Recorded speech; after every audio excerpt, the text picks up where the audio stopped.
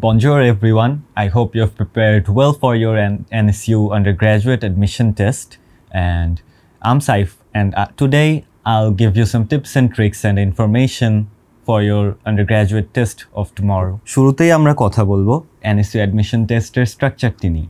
NSU admission টেস্টে থাকে 4টি সেকশনগুলো হচ্ছে grammar and vocabulary, quantitative aptitude, reading comprehension and essay. 5 number সেকশনটি হচ্ছে optional, only for those who are applying for the architecture department.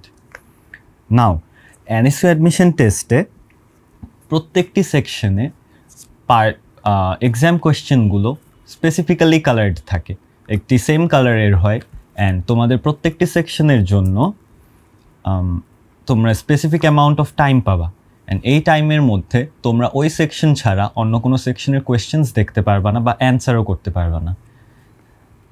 নাও তোমাদের grammar and vocabulary পার্টে থাকে 25 minute 40টি এমসিকিউর জন্য, এবং এই সেকশনে তোমরা যে এমসিকিউগুলো সবচেয়ে বেশি শিওর সেগুলো পর্যায়ক্রমে জাস্ট মার্ক করে যাবা, অ্যান্সার করে যাবা, অ্যান্ড যেগুলো নিয়ে কনফিউজড সেই কোয়েশ্চেনগুলো বারবার পরে অ্যান্সার করে ট্রাই করে টাইম নষ্ট না করে সেগুলো মার্ক করে রাখবা যে এগুলো আমরা অ্যান্সার করি নাই, এবং সবগুলো অ্যান্সার করা শেষ হলে লাস্টে এসে এই মিস করে যাওয়া কোয়েশ্চেনগুলো অ্যান্সার করার চেষ্টা করবা।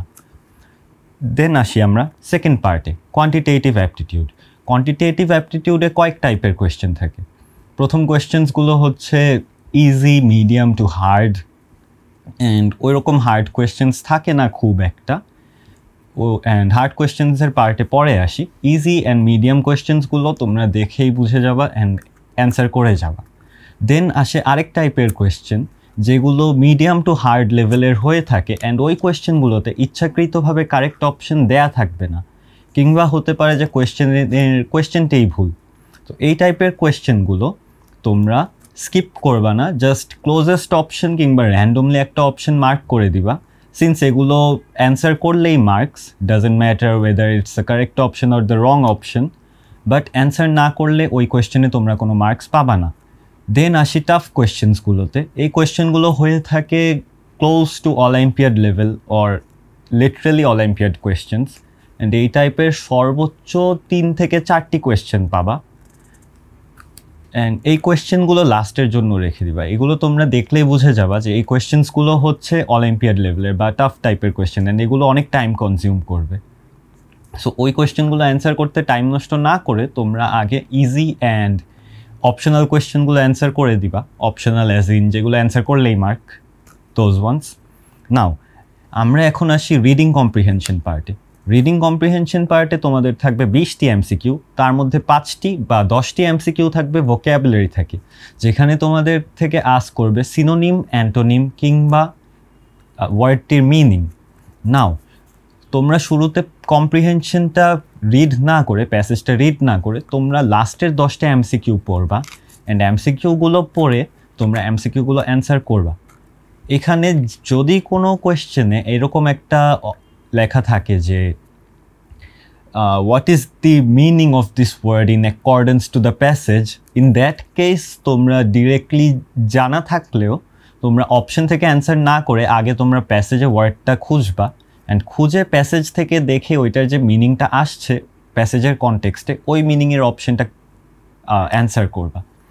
নাও এই 10টা কোয়েশ্চেন অ্যান্সার করা হয়ে গেলে তারপর তোমরা আসবা প্রথম 10টা কোয়েশ্চেনে, অ্যান্ড তখনও তোমরা হোল প্যাসেজটা রিড করবা না। তোমরা ফার্স্টে প্রথম 10টি কোয়েশ্চেন রিডিং পড়বা, অ্যান্ড তোমরা প্যাসেজ থেকে খুঁজে বের করবা যে কোন পার্ট থেকে এই কোয়েশ্চেনগুলো করা হয়েছে, এবং তারপর তোমরা অ্যান্সার করবা। ইন দিস ওয়ে তোমরা 30 মিনিটের খুব আগেই তোমাদের হোল রিডিং কম্প্রিহেনশন পার্টটা শেষ হয়ে যাবে। এখন লাস্টে আসি এসএ পার্টে। নাও এসএ পার্টে 20 মিনিটস অ্যান্ড 10 মার্কস। এখন তোমাদের এই 20 মিনিটসে 5 প্যারাগ্রাফস লিখতে হবে, অ্যান্ড আই গেস তোমাদের উদয় ভাইয়া এই এসএ পার্টটা হোল কীভাবে লিখতে হবে পুরো স্ট্রাকচারটা তোমাদেরকে এক্সপ্লেইন করে দিছে, তোমরা অলরেডি জানো এটা কীভাবে অ্যান্সার করতে হবে। তো এই 20 মিনিটসের মধ্যে একটা হোল এসে in a good English from scratch লেখা বা মেমোরাইজড থাকলেও সেটা মনে করে করে লেখা ইজ প্রিটি টাফ। তোমরা যেটা করতে পারো, অ্যাডমিশন এক্সামের শুরুতেই তোমাদেরকে বলা হবে যে কোয়েশ্চেনের পেজগুলো ঠিক আছে কিনা সেটা কাউন্ট করার জন্য, পেজ নাম্বারগুলো আছে কিনা এবং সবগুলো পেজ আছে কিনা। তো এই সময় তোমরা একদম লাস্টের পার্টে এসে এসের অপশনটা দেখে রাখতে পারো যদি ধরা না খাও। And that will be all for today, and